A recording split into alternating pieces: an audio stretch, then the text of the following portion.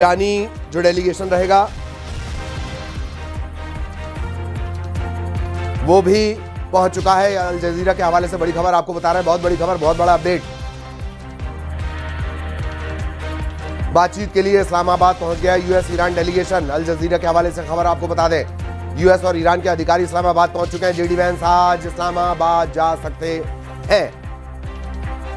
America के उपराष्ट्रपति JD Vance, हालांकि उनकी स्थिति को लेकर अभी बहुत साफ नहीं हो पाया कि वो दरअसल हैं कहां।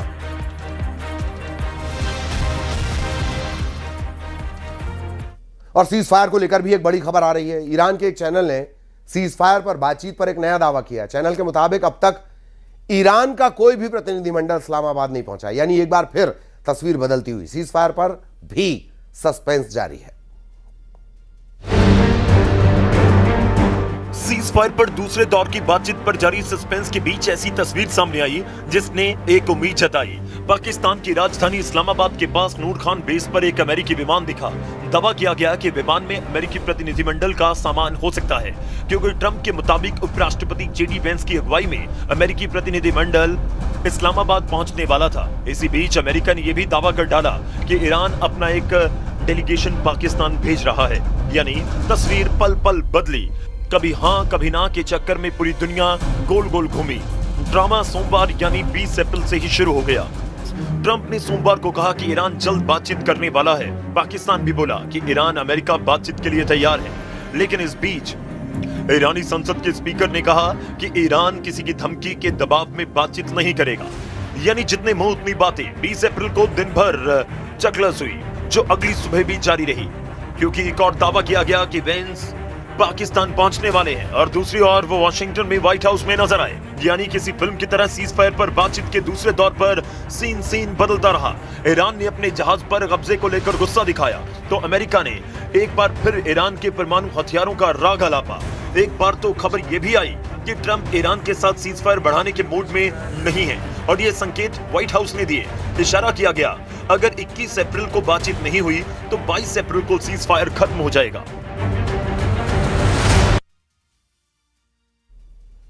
इस्लामाबाद में दूसरे दौर की बातचीत का नतीजा इस बात पर टिका है कि कौन अपनी शर्तों पर झुकेगा। ट्रंप लचीला रुख अपनाएंगे, ईरान अपने तेवर नरम करेगा, क्योंकि अगर ऐसा नहीं हुआ तो डील एक बार फिर फंसने के 100% चांस है। 100%।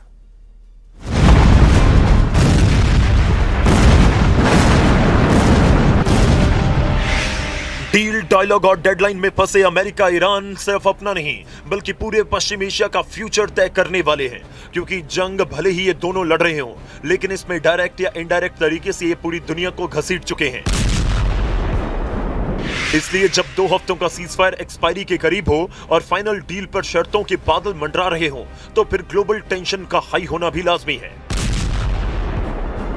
न अमेरिका ईरान की शर्तों के माया जाल में उलझना चाहता है और न ही ईरान अमेरिका के रचे चक्रव्यूह में फंसना चाहेगा, क्योंकि दोनों के अपने अपने टारगेट और अपनी अपनी रणनीति है। अमेरिका बिना वक्त गवाए तुरंत नतीजे चाह रहा है, जबकि ईरान की नजर फ्यूचर की फिक्र के साथ लॉन्ग टर्म सॉल्यूशन पर है। और यहीं पर पूरी बात फंसी है। अप्रोच और टारगेट का सीधा सीधा टकराव है। अमेरिका का टारगेट है कि हर हाल में ईरान का एटमी प्रोग्राम बंद किया जाए, जबकि ईरान के जहन में शासन की स्थिरता बनाए रखने को ही सबसे बड़ा लक्ष्य माना जा रहा है।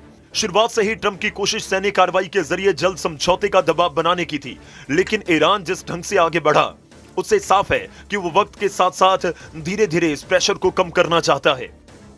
यानी एक तरफ तुरंत दबाव की स्ट्रेटजी और दूसरी तरफ लंबा खेल, जिसके लिए शर्तें और तरीके अपने अपने हिसाब से तय हैं।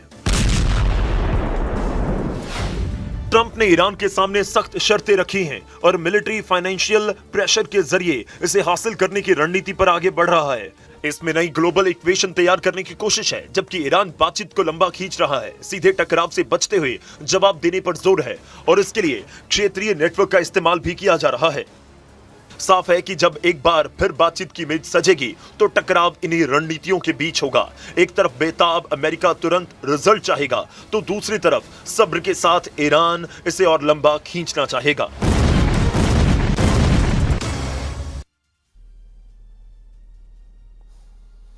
और इस बीच बड़ी खबर यह कि हॉर्मुज को लेकर यूनाइटेड नेशन की बड़ी तैयारी शुरू हो गई है। हॉर्मुज में फंसे जहाजों को निकालने के प्लान पर काम शुरू हो चुका है। फंसे हुए सैकड़ों जहाजों को निकालने के लिए यूएन का प्लान एक्टिव हो गया है।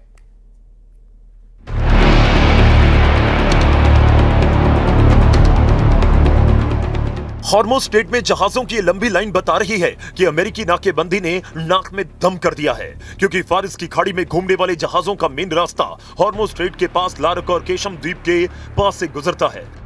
मतलब ऐसी जगह जहां ईरान का दबदबा है, और उसी जगह पर जहाजों की लंबी लाइन लग गई। कहा यह गया कि इसकी वजह हॉर्मुज़ स्ट्रेट में अमेरिका की नाकेबंदी है, जिसकी वजह से ईरान ने भी हेकड़ी दिखाई और अपने द्वीपों के पास से गुजरने वाले जहाजों को टारगेट किया। इस वजह से कई जहाज समंदर में उसी जगह अटक गए। हालत यह है कि वो ना पीछे जा सकते हैं और ना आगे बढ़ सकते हैं, क्योंकि ट्रंप नाकेबंदी हटा नहीं रहे और ईरान ने नाकेबंदी हटवाने के लिए एड़ी चोटी का जोर लगा दिया है। परेशानी सिर्फ ये नहीं है, बल्कि ईरान फारस की खाड़ी, लाल सागर और हॉर्मुज़ स्ट्रेट में ट्रिपल ब्लॉकेड की धमकी दे रहा है। यानी अब तक समंदर में एक रास्ता बंद था और ईरान नहीं माना तो समंदर में 3 रास्ते बंद हो सकते हैं। यही वजह है कि खाड़ी के देशों ने प्लान बी पर काम करना शुरू कर दिया है, जिसके तहत हॉर्मुज़ स्ट्रेट को बाईपास करने की कोशिश होगी और सऊदी अरब ईस्ट वेस्ट पाइपलाइन के जरिए तेल को लाल सागर तक भेजेगा, जबकि यूएई फुजेरा पाइपलाइन का इस्तेमाल करते तेल ओमान की खाड़ी तक पहुंचाने का प्लान बना रहा है। इसके अलावा ईरान और तुर्की का प्लान किरकुक सेहान पाइपलाइन का विस्तार करने का है। हालांकि ये जितना दिखता है उतना आसान नहीं, क्योंकि हॉर्मुज़ स्ट्रेट की क्षमता कहीं ज्यादा है और वैकल्पिक पाइपलाइन और रूट पूरी तरह कमी पूरी नहीं कर सकती। लेकिन ईरान और अमेरिका ने जिस तरह नाकेबंदी को नाक का सवाल बनाया, खाड़ी देशों के पास प्लान बी पर काम करने के अलावा दूसरा कोई रास्ता ही नहीं बचा।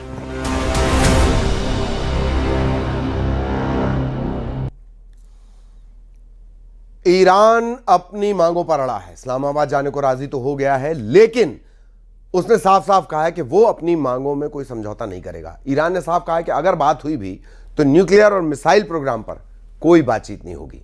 सवाल होर्मुज को लेकर उठता है कि क्या होर्मुज का क्या होगा।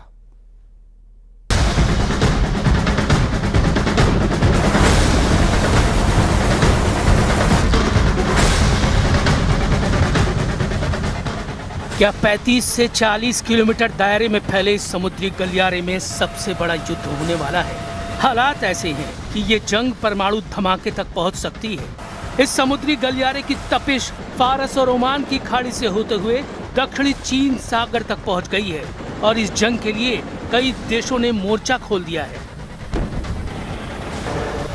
क्या ट्रंप ने तय कर दिया है परमाणु युद्ध? क्या हॉर्मुज के तंग गलियारे में बनेगा दुनिया का सबसे खतरनाक वॉर जोन? क्या अमेरिका और ईरान आमने सामने खड़े हो चुके हैं और अब सिर्फ पहली गोली चलने का इंतजार है? क्या ये सिर्फ जहाजों की भिड़ंत है या सुपर पावर की सीधी जंग? क्या बातचीत की टेबल पलट चुकी है और अब बंदूकें ही फैसला करेंगी?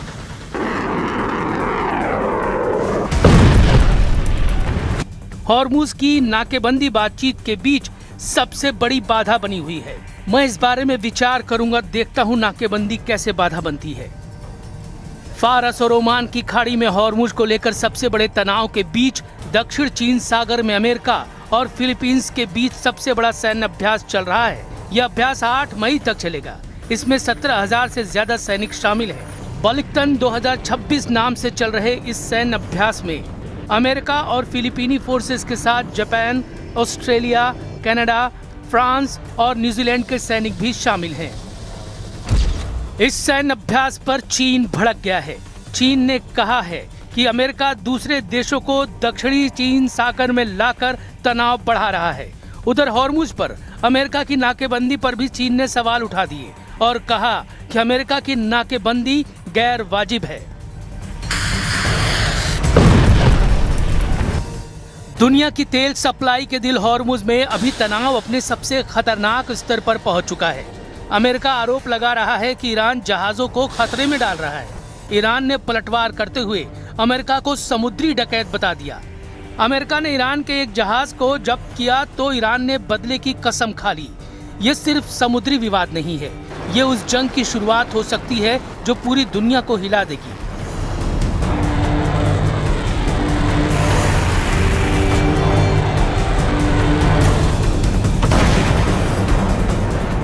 ईरानी जहाज MV तोस्का ईरान के बंदरगाह बंदर अब्बास की तरफ 17 नॉट की रफ्तार से बढ़ रहा था। यूएस नेवी ने हॉर्मुज के पास जहाज को घेर लिया। गाइडेड मिसाइल डिस्ट्रॉयर USS स्प्रूवेंस ने ट्रैक किया। रेडियो और वीडियो सिग्नल के जरिए 6 घंटे तक चेतावनी दी, लेकिन ईरानी जहाज ने अमेरिकी चेतावनी को मानने से इनकार कर दिया। USS स्प्रूवेंस ने 5 इंच MK-45 तोप से तोस्का के इंजन रूम पर कई राउंड फायर किए। इस एक्शन में तोस्का का प्रोपल्शन सिस्टम तबाह हो गया। इसके बाद amphibious assault ship USS Tripoli से US मरीन हेलीकॉप्टर में सवार होते हुए तोस्का पर पहुंचे। US मरीन ने फास्ट रोपिंग तकनीक से हवा में सीधे जहाज के डेक पर उतरना शुरू किया और ईरान के मालवाहक जहाज तोस्का को अपने कब्जे में ले लिया। ईरान के खिलाफ अमेरिका के इस ऑपरेशन में USS स्प्रूवेंस का इस्तेमाल हुआ। यह अमेरिका का एडवांस और शक्तिशाली गाइडेड मिसाइल डिस्ट्रॉयर युद्धपोत है। अपने गन फायर से जहाज के प्रोपल्शन सिस्टम को तबाह कर सकता है। USS ट्रिपोली अमेरिका का हमलावर जहाज है जो पानी और जमीन दोनों पर युद्ध करने में सक्षम है। इसे खास तौर पर F-35 फाइटर और मरीन सैनिकों को तैनात करने के लिए विकसित किया गया है। ये करीब 844 फीट लंबा और 50,000 टन वजनी शक्तिशाली युद्धपोत है। MK-45 naval gun fully automatic gun है जो 16 से 20 राउंड प्रति मिनट फायर कर सकता है। इसका इस्तेमाल इंजन रूम को नाकाम करने के लिए किया गया।